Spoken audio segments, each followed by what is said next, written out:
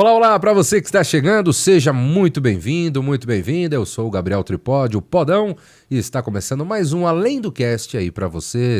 Fica à vontade, pode chegar, ficar aqui à vontade mesmo, porque ao meu lado aqui, como sempre, Camilo Manfredi. Tudo bem, Tripodi? Tudo certinho, cara. E você? Graças a Deus, eu tô ótimo. Tá bem? Muito bem. Pô, feliz, né? Como não tá, né? 16º episódio da temporada. Voando, cara. Voando. Impressionante. Voando como passa, um né? foguete. Exatamente. Exatamente. E que não tem ré, né? Não é o Não, caso só dos pra foguetes frente. do Elon Musk, que agora tem, mas esse não tem. Esse só vai pra cima. Só pra cima. Pô, legal, passando frio essa semana? Você vê como a temperatura baixou, né? Baixou, cara. Bastante frio, né? Muito frio. Ainda bem que hoje fez um calorzinho, tá tranquilo. Hoje tá a temperatura gostosa. Gostosa, né? E pra comemorarmos, iniciarmos e fecharmos a semana, né? Exatamente. Com o pé direito, tudo certinho. Mais uma entrevista top das tops. Exatamente. Prazer recebê-lo. Pô, maravilha, né? Mais um entrevistado, aqueles que você para ouvir. Sim. E com certeza você aí de casa vai adorar o nosso entrevistado de hoje. Então, para você nos auxiliar também, deixa aí a sua curtida, o seu comentário, larga o dedão aí, né, em compartilhar, porque nos ajuda muito, né, Camilo? Sem dúvida. Seja no YouTube, se você está assistindo, ou pelo Spotify nos ouvindo. Então, por favor, classifique também no Spotify, porque isso nos ajuda a trazer mais conteúdos, né, nos dar feedback também para saber o que podemos melhorar, não é, Camilo? Exato. E a gente gosta de ter essa interação com vocês. Então, fiquem à vontade aí, né, para compartilhar, curtir, comentar, dar feedback, enfim, muito importante. É né? isso aí. Bom, o resumo hoje tá caprichado. Tá caprichado, Tá né? caprichado. Então, dado aqui os recados iniciais, vamos então para o convidado de hoje. Traga aqui, se você conseguir resumir, né? Porque hoje é um cara que... Exatamente. Né? Então, a gente tentou resumir. Tentamos, né? Tentamos resumir. Então, vá lá. Vamos lá, é um prazer. Vamos lá. Ele é um executivo com mais 25 anos de experiência na indústria de TI. Oh, que legal, cara. Tá? 25 anos. É engenheiro eletrônico de formação, tá? E pós-graduado em telecom, sistemas da informação e gestão de projetos com certificação do PMI. Pô. Tá? Tem experiência na gestão de unidades de negócio de software em grandes empresas, fusões e aquisições, tecnologia para o varejo, e é um estudioso dos conceitos que regem a relação cliente-fornecedor na economia da recorrência. Nesse sentido, ele dá aulas de Customer Success na CS Academy, Legal. tendo palestrado em eventos em diferentes empresas, publicado artigos em mídia especializada e participado de seminários no exterior sobre o assunto. Então não é só aqui, ele está no exterior também. Tá achando o quê? Exatamente. Atualmente, ele assumiu o cargo de Group Manager para o Brasil e América Latina no Grupo Volaris, que é uma divisão operacional da canadense Constellation Software. Neste novo desafio, sua responsabilidade, além da prospecção e aquisição de novas empresas para o seu portfólio, inclui o assento no conselho de administração das empresas adquiridas no intuito de prover orientações estratégicas para os CEOs, Olha para só. os presidentes. Que legal, meu. Né? Como, por exemplo, a gente pode citar a Apedata, né? Uma empresa de tecnologia, né? Para o segmento de recursos humanos, né? Que está há 40 anos no mercado e é uma das empresas do seu grande portfólio. Pô, sensacional, hein? Que resumo, hein? Que baita resumo, né? Pô, um dia quero ter um desse. É, Senhoras e senhores, aqui prazer. hoje, além do cast, Ricardo Pinho. Seja bem-vindo, Ricardo. Muito obrigado. Olha que apresentação. Não é, cara? Que Eu coisa. acho que eu já posso até acabar o podcast por aqui, né? Você, não, a gente quer saber mais, mas eu vou dizer pra você, eu confesso que um dos meus sonhos é ter um resumo que nem esse Sem aqui. dúvida nenhuma. Entendeu? Fiquei, Eu vou fazer assim, um resumo pra você. Você faz um desse pra mim um dia? Eu Pô, acho que aí tem que pedir. eu vou, Essa não, lá não é? Merece. Olha, eu espero assim corresponder. Espero estar além do cast, não aquém do cast. Né? Exato. Não, com certeza está além e obrigado, cara, pela sua Obrigado participação. por vocês me receberem. Imagina. Um papo ótimo aqui. Prazer. Pô, que legal. E pra gente iniciar, cara, um histórico desse tão bacana, né? Tão engajado, tão recheado. Como é que foi que começou? Conta pra gente. É algo que você sempre quis estar nessa área? Ou é algo que a vida ela foi te jogando, foi te dando de presente? Como é que foi isso? Eu sempre fui uma pessoa que adorei desde o início tecnologia, né? Então, assim, acho que superada aquela fase de o que você vai ser quando crescer? Aí você tem eu vou ser bombeiro, eu vou ser jogador de futebol, vou ser policial. Eu queria ser até piloto de avião, eu lembro disso. Eu adorava avião, aquela coisa. Eu tô mais superada essa fase, né? Sim. E aí, então a tecnologia é uma coisa que sempre me encantou. E, de fato, foi uma coisa assim que, desde a escola, etc., e faculdade, então sempre eu era das exatas, né? O cara ali das exatas, etc. e tal. E dentro desse contexto, eu escolhi uma formação que fosse me abrir um leque onde eu pudesse efetivamente me realizar, né? Claro. Dentro desse espaço de tecnologia, né? Agora você imagina, né? Os meus cabelos não negam, então isso aí há 30 anos... Né? A gente, internet começando, né? No Brasil, sim, justamente há 30 anos, vocês devem se lembrar, há 30 anos então se falava de internet que era ainda em aplicações militares, universidades, etc. Na década bem restrito, de 80, né? Bem restrito, e a década de 90, internet começando, né? Verdade. A internet começando, o Windows surgindo, né? A inteligência artificial da época era multimídia, né? Então era alguma coisa assim, né? Então, enfim, aqui eu posso ficar falando vários temas. Era um novo universo. Famosa RIP Technology, né? A gente tem que fazer 1 minuto de silêncio para essas tecnologias que já morreram, né? Então, mas foi nesse contexto que eu acabei entrando aí na faculdade de Engenharia Elétrica. Eu fiz até uma outra formação também de processamento de dados, sim, na época se chamava processamento de dados, né? CPD, aquela coisa toda, enfim. Mas eu acho que tudo isso acabou contribuindo muito para uma coisa que eu levo muito dessa época de faculdade, que eu digo, que é o meu coeficiente de civiródromo, né? Eu costumo dizer isso porque engenharia elétrica, gente, assim, quem está nos escutando que faz aí seu curso de engenharia elétrica, eu só posso dizer, siga em frente, continue, persista. Você fez também, né? Você fez, né? Isso. Um tempo, você concluiu? Não, eu concluí porque no último ano eu fui para a produção. Mas o terceiro e quarto ano eu fiz engenharia elétrica. Então, mas o cursozinho, né? Exatamente. É uma coisa assim que ele testa a tua resiliência até o último... Mas é assim mesmo, cara? E por que acontece isso? Olha, eu não sei, assim, na minha época a gente fazia os créditos, né, as disciplinas, você entrava ali, por exemplo, 40 alunos para fazer ondas eletromagnéticas. Você imagina o que é você fazer assim, ondas eletromagnéticas, imaginar uma gaiola de Faraday, né, um campo sem magnetismo, enfim. Eu disse, gente, entravam 40 e saíam assim, 4, 5 da disciplina, né? Então, realmente era um desafio aquilo ali. Mas... E como tudo na minha vida, nunca nada foi fácil, e eu acho que é assim que a gente cresce, né? Lógico. Vai falar mais ainda sobre isso, mas é isso que eu levo. Então eu costumo dizer que naquela época o coeficiente de civiródromo que eu saí depois de graduado, assim, realmente me facilitou e me abriu muitas portas depois com todas as outras formações complementares, enfim, que eu fiz. Eu sou grato por ter tido desde o início, essa visão, né, mais ampla e onde me permitiu eu realmente me jogar aí no mundo da tecnologia depois. Perfeito.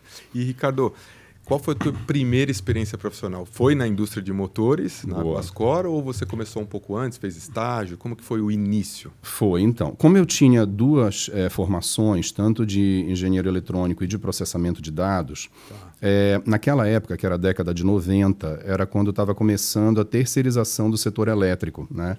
Então, havia um grupo espanhol, que era o grupo Guascor. Hoje é uma empresa do grupo Siemens Metering, né? Já foi adquirida. Tá bom. E o que essa empresa fazia? Eles produziam motores para barcos pesqueiros na Espanha, né, para navios. Perfeito. Então, eram motores com uma aplicação para aplicações muito, eu diria, pesadas, né, no sentido de motores muito parrudos, vamos dizer assim. E havia esse projeto de terceirizar, o governo estava terceirizando o setor de energia elétrica, naquela época, tipo setor de telecom, que eu acho que vocês também se lembram, quando vieram as telecoms, etc., ali década de 90, né? Verdade. Essa foi a minha primeira experiência profissional e muito pela porta da engenharia, porque como eu tinha acabado de sair da faculdade, então eu fui colocado ali meio que estagiário, depois eu me tornei um engenheiro iniciante, assim que eu me formei e tal, mas a minha missão, para vocês terem ideia, eu comecei indo com um notebook, que naquela época, felizmente, já existia notebook, né? Olha só, eu já tinha dado meio evoluído ali, né? E eu ia para as usinas termoelétricas fazer startup, fazer comissionamento, que a gente chama de grupos motogeradores. Então eu colocava aquele notebook debaixo do braço e viajava para o interior dos estados do Pará, de Rondônia e do Acre fazendo comissionamento de grupos geradores. O que significa isso? Imagina que tem uma usina termoelétrica com motores a diesel e o meu papel era fazer a parte de automação. Então, ele até juntava um pouquinho da parte de tecnologia, né? Sim. Porque eu ia com notebook, com programa, e aí fazia todos esses os ajustes, enfim, necessários para que os motores pudessem operar dentro das demandas e das cargas, enfim, que os engenheiros estabeleciam ali. Então, foi assim que começou, né? E um fato curioso é que nesta empresa, eu, logo na sequência, como eu tinha 2 formações, olha só, você sempre, né, você vai saber que as coisas deram certo para você depois, né? Por isso que eu digo, continue, persista, né? Não acabe aquilo que você começou, né? Claro.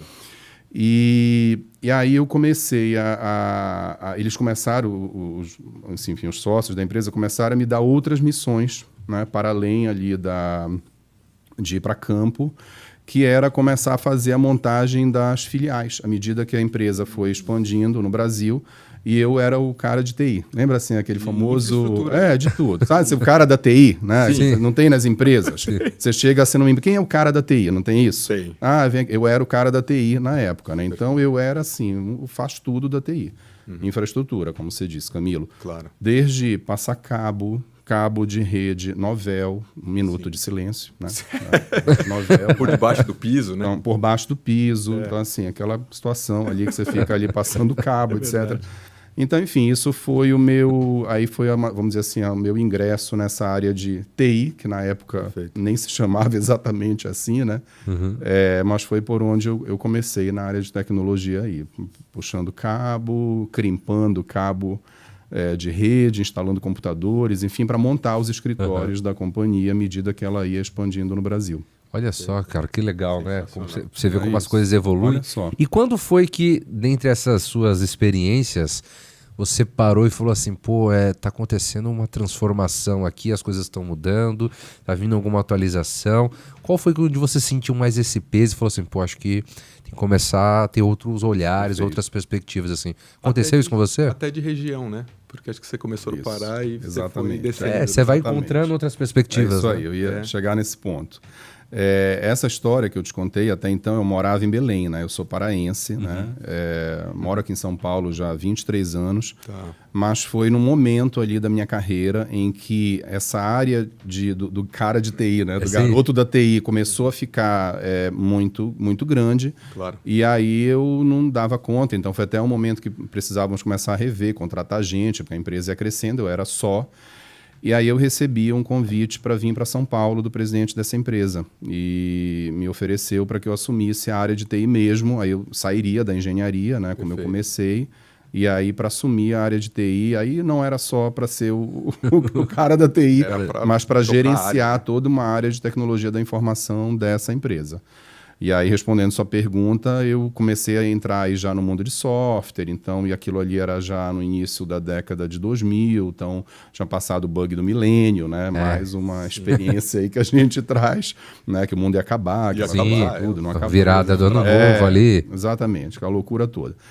E aí foi daí que que eu realmente comecei a ingressar, vamos dizer assim, mais na área de TI. Aqui em São Paulo, aproveitei. São Paulo sempre foi uma cidade que esteve nos meus planos, né? Então, para quem faz tecnologia, não tem como você estar afastado. Então, sempre, até mesmo desde a época da faculdade, eu frequentava feiras. Podemos fazer mais um minuto de silêncio aqui para Condex, Fenasoft, né?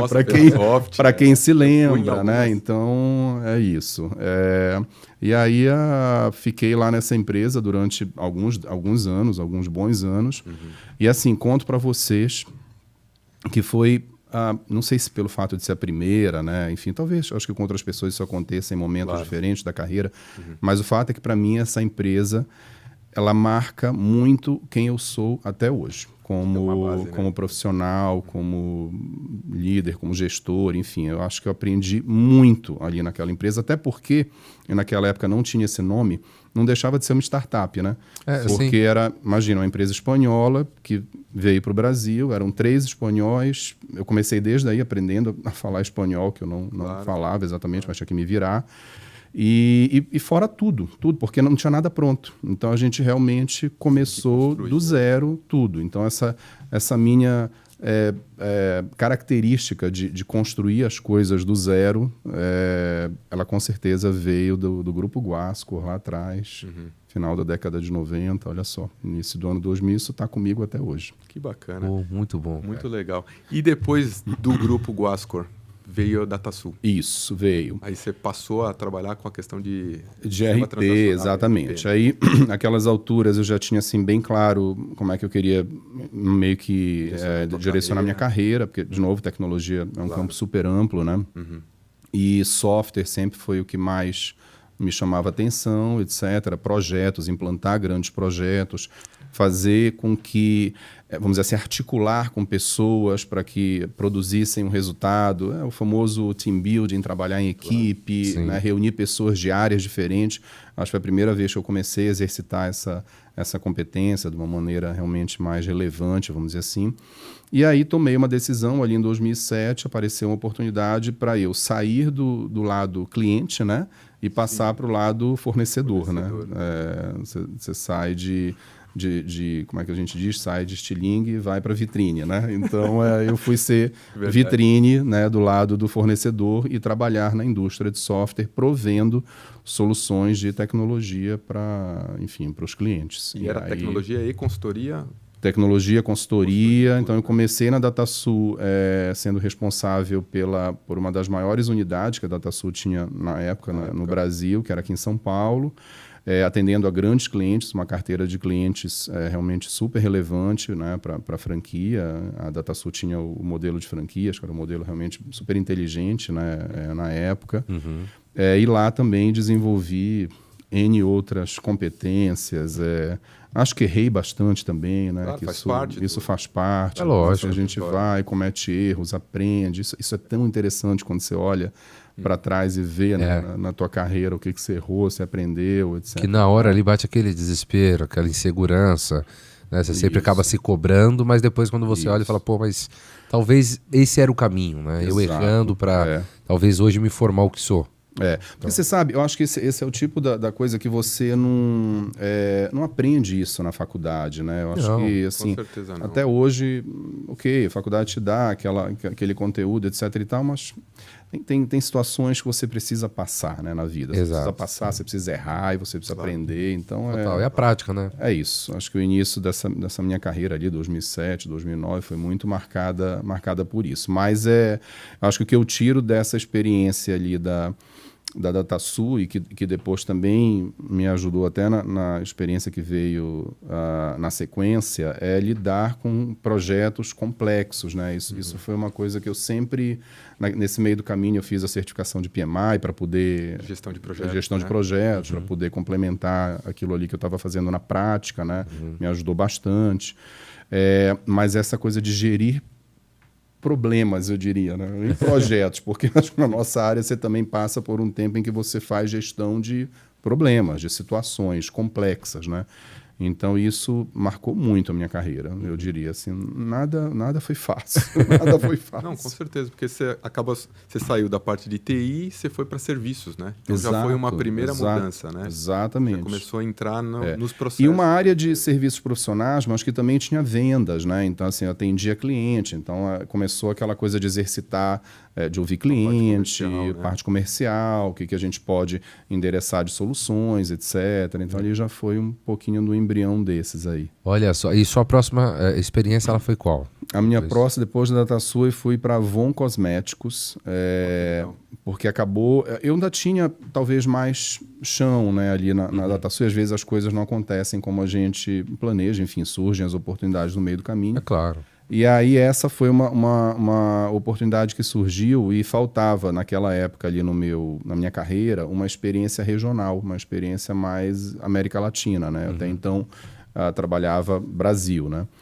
E a Avon Cosméticos naquela época estava fazendo um projeto de revitalização de modelos de gestão para cobrir toda a cadeia de suprimentos, né? Então, imagina, a Avon é uma empresa gigantesca que entregava com uma complexidade de supply chain assim, enorme, processava centenas de milhares de caixas por dia para entregar na mão das consultoras, das revendedoras, Sim. né, naquela época. E isso, então, me chamou muita atenção. Eu quero ter essa exposição para, de novo, projetos complexos, supply chain, que era algo que naquela época era super importante, relevante para algumas indústrias, né? E mais a exposição à América Latina. Então, eu fui tocar um projeto de implantação de uma ferramenta da Oracle, que basicamente era do México até a Argentina. E aí, durante alguns anos, viajei bastante a região para poder fazer a entrega desse projeto, né? Olha só, cara. Sempre pela Avon. Sempre pela Avon, fazendo porque o que acontece? Como era um projeto global da Avon, esse projeto já tinha acontecido em outras regiões. Então, já tinha acontecido na Europa, já tinha acontecido nos Estados Unidos, né? A Avon é uma empresa americana, né? Foi comprada pela Natura, mas era uma empresa originalmente americana. Então, esses projetos eles já tinham acontecido em outros lugares do mundo e estava vindo para o Brasil e América Latina. Foi aí que eu entrei nesse contexto. Então, nós trabalhávamos com uma equipe global que já tinha tido experiência nessas outras regiões, né? E aí se somava a nós e mais uma experiência regional das pessoas que conheciam os países. Olha só. Então, a gente costuma dizer que era um projeto que era a Torre de Babel, né? Porque você tinha... Cara, você tinha indiano, você tinha polonês, você tinha americano, você tinha alemão, você tinha... Fora todo o pessoal aqui da região, né? Mexicano, argentino, colombiano, enfim. Então, para você foi fantástico. Para mim foi fantástico, uma coisa que eu adorei, porque eu adoro essa história de ambiente multicultural, né? Para mim ter contato com tudo que é país, que é cultura. Eu queria isso. Engraçado, né? De novo, é o que eu faço um pouquinho hoje, né? Eu voltei hoje para o ambiente, a gente vai e volta na carreira. Eu voltei agora para trabalhar no ambiente global, enfim, depois a gente pode falar um pouco sobre isso, mas isso foi um aprendizado e tanto ali na Avon. Então, eram muitas viagens, entender essa coisa da cultura, né, de como cada um pensa, como é trabalhar com o México, com a Colômbia. A gente pensa que é tudo a mesma coisa, né? Não é bem diferente. A estrutura cultural é outra, né? Totalmente. Até você conquistar as pessoas, né? Isso leva um tempo, né? Ganhar confiança. Exato. E tal. Então, foi um projeto bem legal, uma etapa ali da minha vida que eu curti muito. Viajei bastante, sacrifica um pouquinho, né, ao lado pessoal, porque enfim, mas acho que ali eu passava talvez 3 semanas viajando e uma em São Paulo. Eram viagens bastante frequentes, né? Antes de pandemia, antes não tinha nada disso, então você viajava mesmo né? Não tinha outra alternativa, né? Pô, que legal. E aí você comentou agora que voltou a ter esse lado global aí, né? E como é que tá hoje em dia? Tem alguma semelhança? Quais são as diferenças? Isso. Fala um pouquinho. Então, eu tive também uma outra passagem ainda depois da Avon, que foi pela Lynx, né? Onde eu fiquei ali 9 anos. Pô, cara, que aí, tempo bom. Saí de uma estrutura de uma empresa que era americana para uma empresa brasileira, né? E tive também um outro tipo de... Fui exposto a novas experiências, né? E a primeira experiência foi a tecnologia para o varejo. Então, eu até então, eu só tinha trabalhado com tecnologia para a indústria, né? Seja consumindo a tecnologia ou seja provendo tecnologia para a indústria, né? E faltava, de novo, mais um capítulo aí na minha carreira, que era a tecnologia para o varejo. Então, a Lynx, para mim, foi, durante 9 anos, uma escola de como se faz tecnologia para qualquer tipo de varejista, né? E aí eu estou falando de tamanhos diferentes, segmentos diferentes, né? Então, assim, a missão era prover tecnologia para um posto de combustível, para uma farmácia, para uma loja de roupas, para um restaurante, para uma concessionária. Então, você imagina a complexidade de entender os sistemas todos, porque a gente pensa, né, que é tudo a mesma coisa, né? Sim. E também não é. Então, não dá para atender uma farmácia da mesma maneira que você atende um posto de combustível, exato, né, etc. Então, ali foram também... Aí passei por, enfim, umas 3 papéis, eu diria assim, mais relevantes dentro da Lynx, que me ajudou muito. E no final... já da minha passagem pela Lynx, eu estava fazendo gestão de uma unidade de negócio de produtos, né? Aí foi também a primeira vez que eu tive contato com uma unidade de negócio completa de software, né? Eu fazia a gestão da segunda maior vertical da companhia, então era assim, um volume importante e muito complexa em termos de produtos, né? Então, porque o que acontecia? Ok, que você tem para o varejo, você tem essas peculiaridades, né? Você tem sistemas para cada vertical do varejo. Porém, há algumas funcionalidades que a gente chama de cross, né? Você consegue usar para mais de uma vertical. E eram esses produtos que estavam comigo. Ao total, quando eu saí de lá, eram 5 produtos que estavam ali na minha responsabilidade, tocando uma área com 200 pessoas, espalhadas nesses produtos todos, né? Então, meu dia a dia, todos os segmentos, meu dia a dia era uma loucura, porque hora eu estava falando de um produto de tecnologia fiscal para uma farmácia, hora eu estava falando de um produto de conectividade para um posto de combustível, hora eu estava falando de um produto de gestão de RH para uma concessionária, entendeu? Então, ali deu para chavear e exercitar essa coisa de segmento, produto, entender fit de produto com segmento, né? Estratégia de produto a gente definia, a gente tocava, tinha autonomia para fazer isso. Então, uma experiência assim, fantástica. Incrível, né? E, Ricardo, teve uma experiência dentro de Lynx que acho que foi algo que você está fazendo, você dá até palestra, e é algo que você conhece demais, que é a parte de sucesso do cliente. E aí entra todos os conceitos, todos os pilares e toda a dinâmica que essa área de sucesso do cliente tem. E na Lynx você criou a área de sucesso do cliente. Então, como é que foi a criar essa área? Qual a relevância, a importância da área? Boa, como foi você deixar essa área? Uma área que você criou. Esse é o tipo da coisa, né? Você perguntou, difícil largar o que a gente queria, né? E você perguntou o que a gente planeja na vida, o que a gente não planeja, se a vida vai... Essa é uma das coisas que não estava exatamente no plano, mas eu acho que foi uma das melhores experiências assim, profissionais que eu tive, que foi montar uma área de pós-venda, né? Então, assim, contando um pouquinho dessa experiência, o que acontece? Você tem, hoje em dia a gente fala muito da economia da recorrência, né? Na verdade não é hoje em dia, isso já tem há décadas, né? Claro.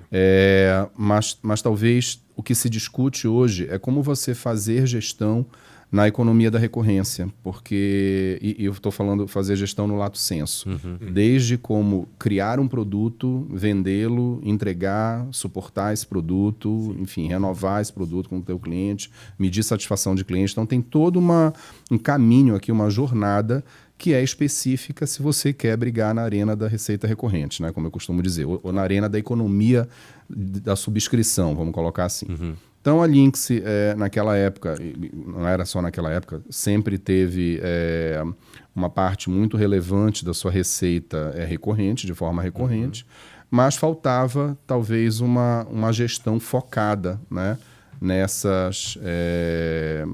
enfim, focada para poder fazer retenção de cliente, etc. e tal. Então, a necessidade surgiu daí.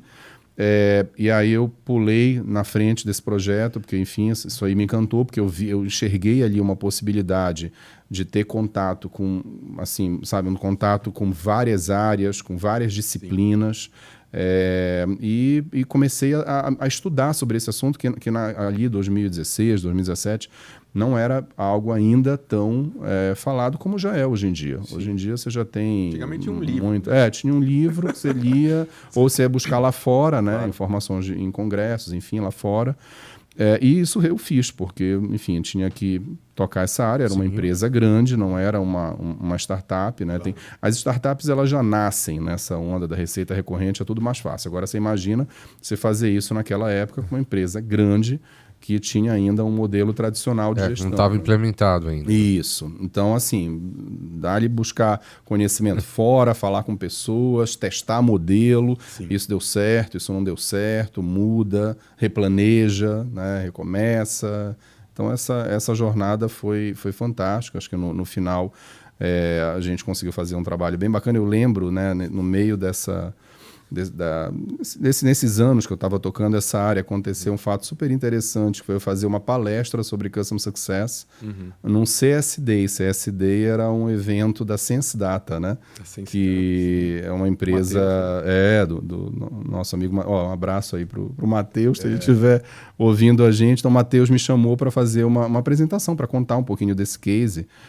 E é uma coisa que eu nunca imaginei que fosse fazer tanto sucesso, assim, a apresentação. Eu fui de maneira super despretensiosa para poder falar sobre o case, etc e tal.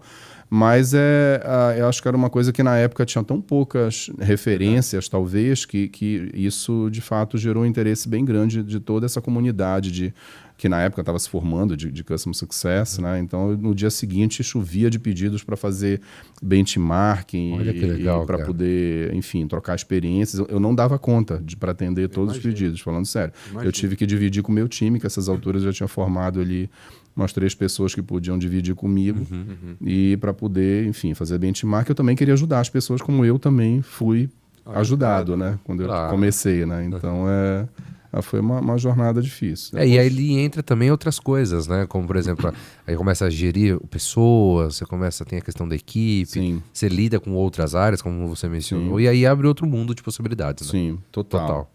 E acho que talvez, eu sempre falo isso até nas palestras, nas aulas que eu dou de CS, que um profissional de CS, quando ele realmente leva a sério, vamos dizer assim, a sua missão, né, de poder transformar a empresa para uma cultura mais focada na gestão da receita recorrente, vamos dizer assim, que isso é transformador na cultura, na carreira de uma pessoa. Verdade. Porque você é exposto realmente a várias áreas e são muitos KPIs, são muitos dados que você precisa analisar para realmente identificar se você está entregando sucesso para aquele cliente, né? Entregar sucesso para o cliente também significa você gerar mais receita, né, para a sua empresa. Porque, claro, um cliente satisfeito, ele vai ficar mais tempo contigo, ele vai comprar mais de ti e ele ainda vai advogar, né, em favor da tua marca. Sem dúvida. Então, isso, sem dúvida nenhuma, traz um ganho de produtividade para a companhia assim, enorme. Então, eu acho que, assim, se eu tiver que dar uma sugestão, quem está nas empresas aí fazendo isso, é uma área super interessante para te abrir outras possibilidades. Pô, que bacana, legal. E eu gosto sempre de perguntar isso também, é claro, vendo essa carreira maravilhosa e também a exploração de outras áreas, né? Como que você enxerga hoje, nesse mundo onde aparece uma tecnologia a cada momento, onde tem muitas informações, hoje a gente tem um novo modelo, que a startup já nasce pronta, diferente, né, do que do que a gente via, né, antigamente, lá atrás. Então, como que você enxerga hoje essa questão das transformações digitais, né, desse fluxo muito rápido de informações, e como que você compara com lá atrás? Porque você fala, pô, no começo não tinha isso aqui, eu até tinha, mas tinha outro nome, não era bem assim, né? E como que você começa a analisar isso para o seu dia a dia, né? Para até entender as dificuldades, porque muda completamente. Um exemplo que você falou agora, pô, eu falava com diversas pessoas, tinha que ter essa chave de falar de um produto, depois falava de outro, e como que você enxerga isso hoje, nessa questão das dificuldades, e como que isso também molda o seu dia a dia, para as estratégias, campanhas, o modo de pensar mesmo, né? Sim. Eu acho que esse assunto é super complexo, porque primeiro, a tecnologia ela perece muito rapidamente, né? A gente trabalha num setor que você dormiu, você vai acordar com uma tecnologia que já pereceu, né? Então, e aí, que desafio isso te dá? Isso te dá um desafio de você poder olhar para esse cardápio, né, enorme que você tem de opções de tecnologia, de tudo que é tipo, né, para poder facilitar a tua vida, facilitar a vida do cliente, etc. e tal, e você fazer boas escolhas para o momento da tua organização. Porque, às vezes, o que eu vejo são as pessoas que se empolgam e saem fazendo tudo e, no final, não fazem nada, porque você não consegue dar conta, né, de harmonizar tudo isso. Então, acho que o segredo está em você entender cada uma delas, entender em que momento da tua jornada elas serão necessárias ou serão úteis, né? E como você consegue transformar aquela tecnologia num diferencial de negócio para o teu cliente e, consequentemente, para o teu negócio, né? Às vezes eu vejo também a tecnologia pela tecnologia, sabe assim? Quer Sim, dizer, sim. ok, tá aí, né? Fala-se de inteligência artificial. Eu não tenho dúvida de que inteligência artificial é o que vai determinar o mundo daqui para frente, né? Sim. Acho que isso aqui Muitas mudanças é lugar mesmo, comum até falar isso. Acho que Sim, todos... claro. Isso eu não tenho a menor dúvida, né?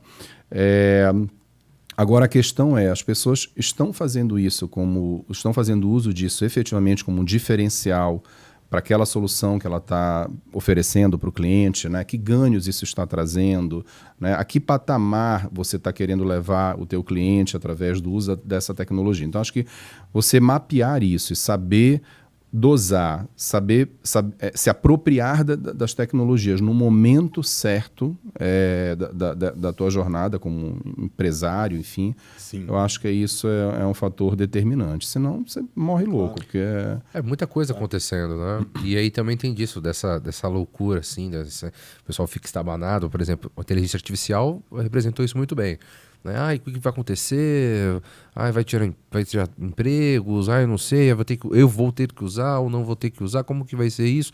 E aí no fim você fala, pô, tem todas essas possibilidades sim, mas se você ir com calma, se você respirar, você vai ver que pode potencializar uma solução que você tem, ou uma tecnologia que você tem, ou você pode muito bem não utilizá-la também. E não quer dizer que você está seguindo um caminho errado, né? Mas, e assim, não quer dizer que não utilizar você não vai estudar, não vai acompanhar, não vai tentar de alguma forma incrementar ela num futuro próximo. Né?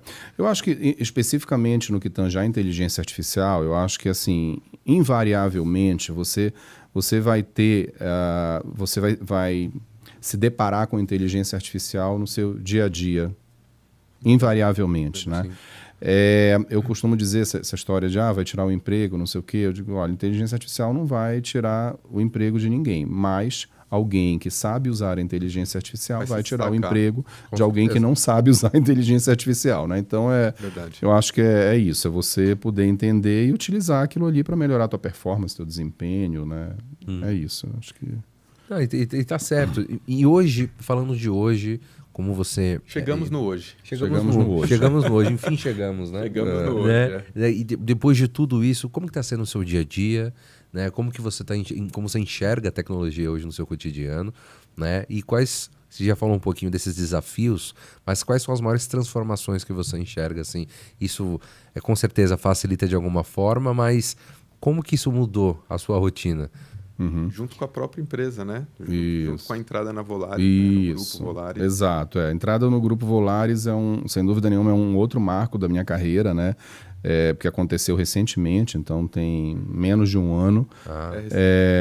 Recente. E eu acho que foi muito a consequência de tudo que eu construí até aqui, né? Então foi um pouco de um caminho, vamos dizer assim, até natural, mas obviamente atrelado à oportunidade que apareceu para mim, né, no ano passado, enfim. Então, o Grupo Volaris é uma empresa da canadense Constellation, uma empresa gigantesca de software, né, com capital aberto na Bolsa de Toronto, já há mais de 20 anos. Então, uma empresa extremamente consolidada que cresce pela aquisição de novas empresas de software e as mantém para sempre. Então, a nossa missão é adquirir empresas e manter essas empresas operando de maneira autônoma e descentralizada para todo o sempre. Então, a gente, com mais de 20 anos de atuação, a Constellation se orgulha de nunca ter vendido um negócio, alguma empresa que tenha adquirido, né? E aí acabamos nos encontrando, né? Eu e a Volaris, e o meu papel agora é cuidar da expansão do portfólio de empresas no Brasil e na América Latina, né? Ainda tem uma participação pequena a região aqui frente às outras regiões, né? Então, assim, a Volaris está hoje com 270 empresas que foram adquiridas no mundo todo, das quais 12 aqui no Brasil, né?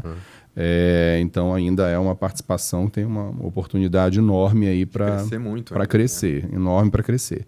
Então a gente está identificando, esse tem sido o meu trabalho nos últimos meses, que é conversar com empreendedores da indústria de software, né? E aqui a gente pode abrir um outro podcast, porque são muitas histórias interessantes, assim.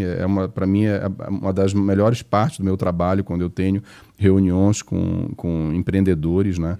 Porque você está falando, no final do dia, de um sonho, né? De um sonho, de um patrimônio que ele construiu, muitas vezes a vida toda dele. Ele só fez isso, né? Sim. Então, não raramente a gente conversa com empreendedores que têm negócios há 20 anos, há 30 anos, há 40 anos, e que agora estão buscando uma saída, enfim, porque ele quer fazer outra coisa da vida dele, ele quer simplesmente curtir a vida dele, o que é absolutamente compreensível, né? São fases, né? São fases.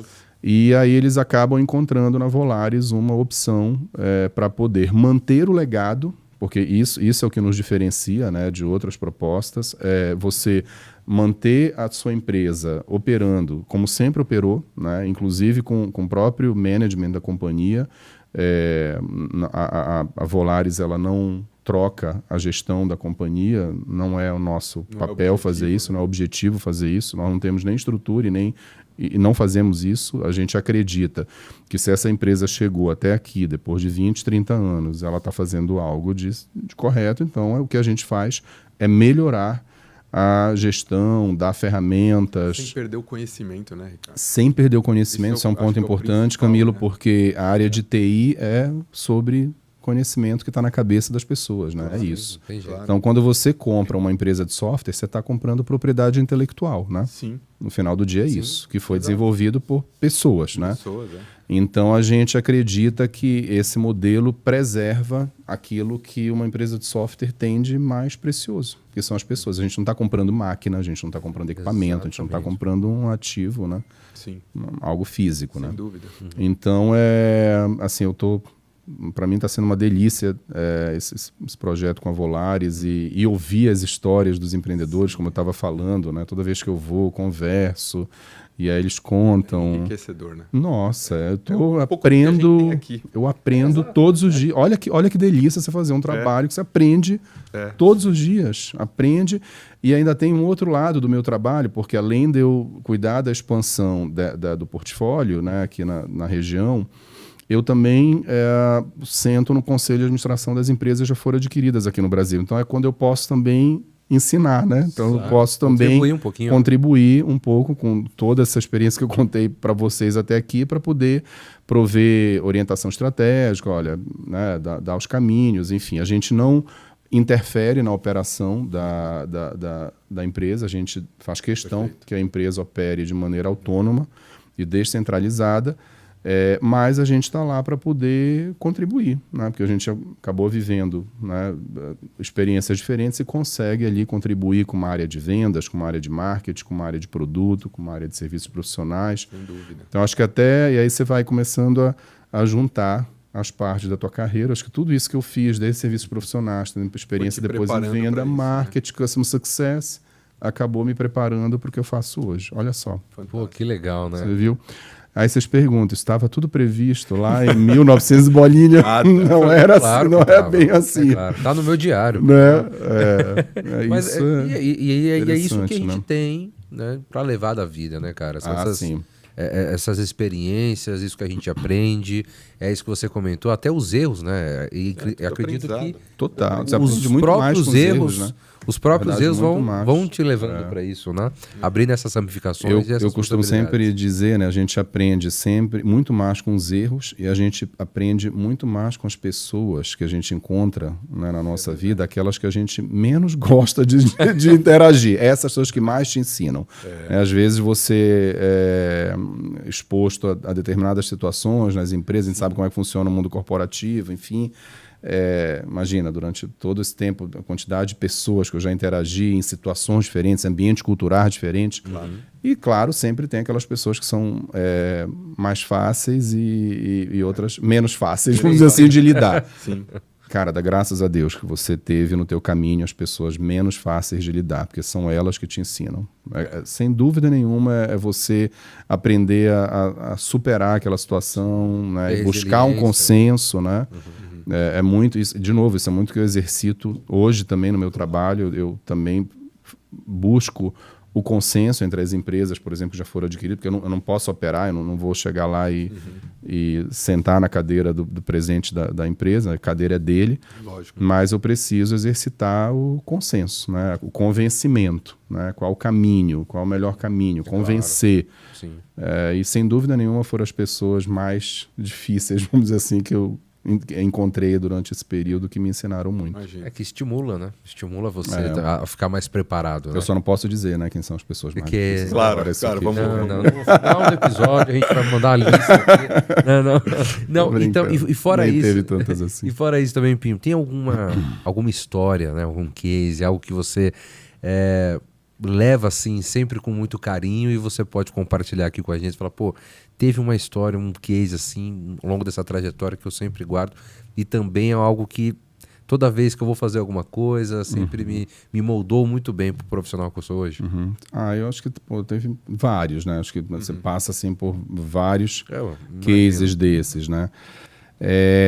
Mas assim, eu acho que se eu for desde o início lá da minha carreira, quando a gente começou a falar, deixa eu pegar alguma coisa lá atrás, né? A experiência que eu tive no grupo Guascor, em pegar um notebook, colocar debaixo do braço, viajar muitas vezes de barco, né?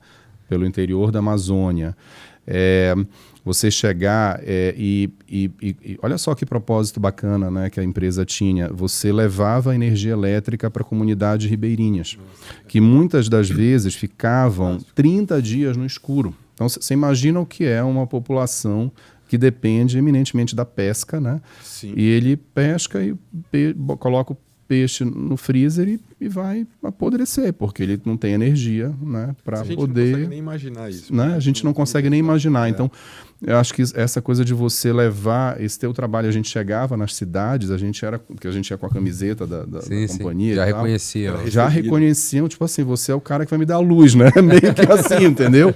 Sim. Então, isso era um propósito, assim, que assim, de verdade até me arrepia, porque eu acho que Conforta, legal né, no coração. ter contribuído com isso. Então, eu acho que talvez, respondendo a tua pergunta, eu sempre procuro entender se aquilo que eu estou fazendo tem esse propósito, né? A quem eu tô, como é que eu estou contribuindo aqui, né? Eu acho que à medida que você vai crescendo na tua carreira, que você vai liderando pessoas e cada vez mais você é líder de líderes, etc., a tua responsabilidade vai ficando maior. Então você tem que entender qual é o teu propósito, a quem eu estou servindo, a quem eu estou contribuindo, que valor eu estou gerando, né? Então as minhas decisões sempre também foram muito baseadas nisso. A hora que eu não estiver gerando mais nenhum valor é porque está na hora de encerrar esse ciclo e abrir um outro, né? Então Exato. eu acho que esse é um aprendizado um pouco lá do início. Sem dúvida. E, Ricardo, olhando um pouco para frente, né? A gente estamos terminando aí quase o ano de 2024. O que vem pela frente? Porque você acaba se dividindo entre o apoio às operações das empresas, né, adquiridas e a busca por novas empresas a serem adquiridas e rodar. Então, você já tem essa divisão no seu trabalho, então você acaba se dividindo nisso. O que você está vendo para frente? Isso. Né? E se... Também tem uma outra que a gente pode engatilhar aqui. Se hoje a busca pelas empresas de tecnologia, você está percebendo que existe um interesse maior em empresas que já trabalham com essas questões de inteligência artificial ou não necessariamente? Depende mais do business, do produto, em ser algo que seja mais SaaS, mais rentável. Perfeito. Como que você está vendo? Bom, deixa eu começar respondendo pela tua última pergunta.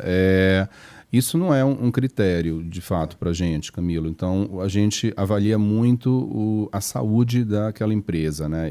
E saúde também no lato sensu, não é só a saúde financeira, vamos dizer assim, né? Óbvio que é avaliado, mas a gente analisa, por exemplo, a saúde daquela empresa com os clientes, com a base de clientes. Como é que é uma base leal, né? Uma base de clientes que realmente fica por mais tempo, tem índice de recompras que são interessantes, são relevantes, etc. Então, como é que é o management dessa empresa, né? Isso a gente analisa bastante. Então, esses são basicamente assim, os critérios que a gente avalia, não necessariamente se ela tem uma tecnologia de ponta ou não. Às vezes acontece, ótimo. Claro.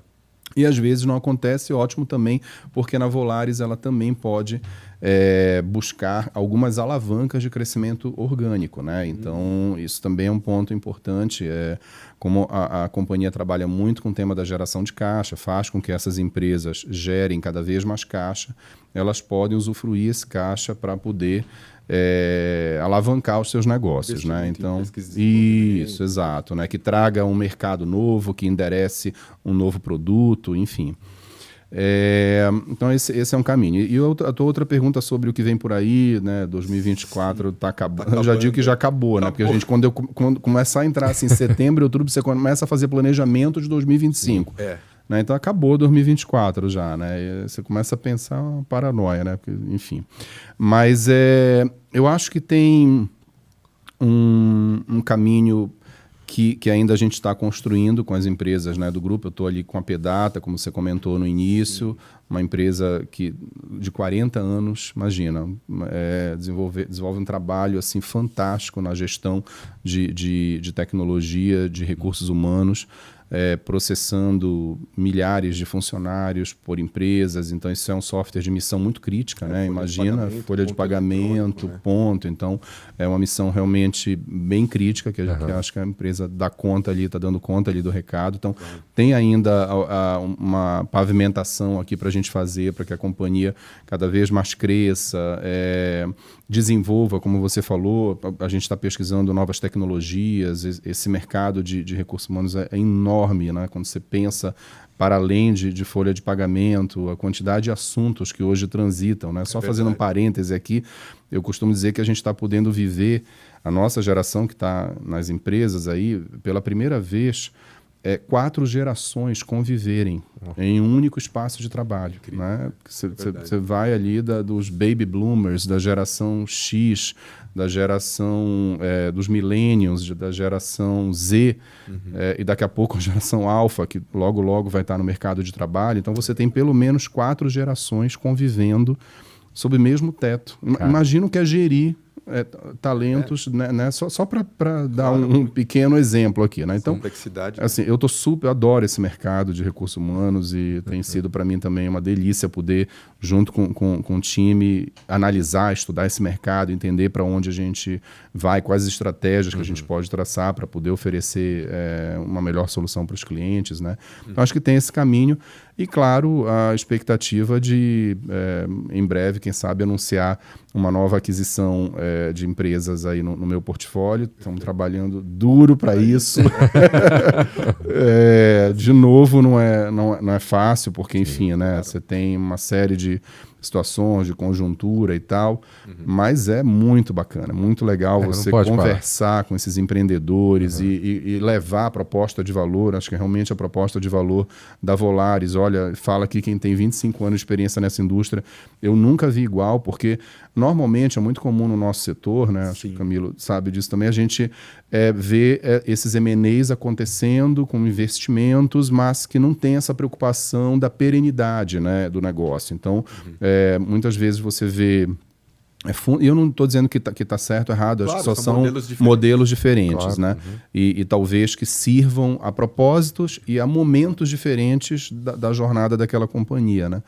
Então, mas eu assim, olhando para Constellation, olhando para Volaris, acho um modelo único, em que você imagina um empreendedor que né, lutou 30 anos, 35, 40 anos aqui no Brasil. Imagina você chegar com uma empresa aqui no Brasil 30 anos depois, né? Esse cara, para mim, já tem o meu respeito. Eu nem conheço a empresa dele, já tem meu respeito, né? Então, e ele poder deixar esse ativo dele, ter a certeza de que isso vai ser mantido, né? Que essa companhia nunca vai ser vendida novamente, isso dá uma tranquilidade para as pessoas. Então, eu acho fantástico assim, o nosso propósito, né? Então, quem sabe aí, respondendo a tua pergunta, em breve a gente anuncia aí uma nova aquisição, e é isso, continuar a ver as oportunidades aqui no Brasil. A gente também está trabalhando em alguns países da região, México, Colômbia, Chile, vendo quais são as oportunidades que a gente tem. Afinal de contas, a gente pode adquirir empresas de qualquer mercado vertical de software, né? Isso também é interessante. Então não é só RH, nada, é tudo. EdTech, FinTech, HealthTech, InsuranceTech. Falou em XTech, a gente está lá, né? Tech, a gente tem uma opção. Então, o mercado vertical são todos assim. A gente tem, quando você pega as 800 empresas que tem na Constellation, no mundo todo, a Volaris tem 270, você olha mercado vertical de tudo que é tipo. Tem empresa que faz a gestão de software de museu. Pinacoteca, enfim, galeria de arte, etc. e tal, para você ver como é nichado, né? E software é isso mesmo, né? Software é você atender esse cliente exatamente naquilo que ele precisa, porque é aquilo que vai trazer diferença na vida dele. Sim. Né? E, Ricardo, mais uma. Através da Volaris, vocês aproximam as empresas do grupo? As empresas se falam, vocês provocam totalmente. Aliás, excelente. Tem sinergia muito. Excelente vezes, né? Ponto. Sem dúvida nenhuma. E o que é bem interessante, Camilo, quando essa empresa ela entra para, como eu costumo dizer, para o condomínio Volaris, né? Sim. A primeira coisa que a gente faz é medir as empresas pelos mesmos KPIs. Então, muito embora estejamos falando de empresas que estão em mercados verticais tão diferentes, né? Eu estava citando empresa que faz gestão de software de museu e a gente tem empresas que fazem gestão de concessionária, enfim, de farmácia. Mas a gente consegue compará-las. Elas conseguem se comparar entre si e fazer benchmarking, porque elas se ajudam e os KPIs, os indicadores, são os mesmos. Então, isso a Volaris faz muito bem. Né? Então, todas vão falar a mesma língua. Então, assim, eu sou uma empresa que eu faço HR Tech no Brasil, mas eu quero falar com uma outra empresa na França que faz alguma outra coisa, outro mercado vertical. Né? A menos das línguas do português e do francês, mas se você usar ali o inglês, você vai falar essa mesma linguagem do software, etc. Entendeu? Então, isso é uma coisa que acontece muito. A Volaris leva muito a sério isso. Para vocês terem ideia, tem cerca de 6 eventos que acontecem no mundo inteiro durante um ano, para poder trazer as empresas mais recentes, as empresas que foram adquiridas mais recentemente, e colocá-las na mesma página. Olha que legal. Né? Então, você fica 3 dias num lugar do mundo aí para poder discutir metodologia de gestão de software, de uma empresa de software. Então, isso, todos os capítulos, vendas, marketing, serviços, atendimento, produto, finanças, RH... Todos os capítulos de uma gestão de uma empresa, você passa 3 dias aprendendo essa metodologia. Então, isso é ótimo, porque aí coloca os CEOs, né, dessas empresas para se falar, para trocar ideia, e aí acaba resolvendo o tema da solidão do poder, né? Como eu digo, porque você, como empreendedor, tem essa questão. Né? Às vezes eu converso com pessoas que não têm nenhum outro sócio. É só ele na empresa. E assim, o cara está 20, 30 anos tocando sozinho, o seu negócio sem ter com quem compartilhar uma decisão. Olha isso. Então, aqui a gente resolve essa questão. Então, pô, que legal, Pinho. Pô, legal. Tá papo legal, né? Muito bom. Felizmente, a gente vai chegando ao fim. Né? Passou rápido mesmo. Passa muito rápido. Nem vocês falaram. Eu avisei, né? Passa muito rápido, cara. Mas, de qualquer forma, eu gostaria muito de agradecer a sua participação, sua presença aqui, o seu tempo com a gente. Foi sensacional. Dizer que as portas estão abertas, então, se quiser voltar, vamos adorar te receber aqui. E uma mensagem final aqui para a nossa audiência. Legal. Compartilhando alguma dica, alguma sugestão. Enfim, fica à vontade, o tempo é seu. E obrigado mais uma vez. Boa. Eu acho que assim, a minha mensagem final é assim: tudo que você fizer na vida, faça bem feito. Não desista e não termine aquilo, né? Acabe, vá, assim, não pare com aquilo. Eu digo, conclua. Pode ser que naquele momento você não tenha entendido o porquê, mas em um dado momento a vida vai te mostrar. Né? Então, acho que assim, essa coisa da evolução, da persistência, né? Eu costumo dizer assim, sempre que você for dormir, você disser assim, cara, eu hoje estou melhor do que ontem, você pior do que amanhã, eu acho que a jornada está valendo a pena, né? Eu acho que é isso. É a ordem natural, né? Tá certo. Obrigadão mais uma vez. Adorei. Obrigado mesmo. Camilo, brigadão. Eu que agradeço. Uma parceria incrível. Foi ótimo. Né? Agradecer também a galera, nossa audiência, você que ficou até o final, muito obrigado aí pela sua companhia. Lembrando sempre, deixa aí a curtida, o comentário, as perguntas como sugestão, muito bacana. Compartilhe esse episódio aí, né? Você que está ouvindo ou nos assistindo, não tem problema, né? Ajude classificando aí também no Spotify Spotify, lembrando mais uma vez, 5 estrelas, não somos Uber, mas adoramos também a avaliação, tá bom? E nos vemos no próximo episódio, pessoal. Um forte abraço e Isso aí, pessoal. até mais. Tchau, tchau. Tchau.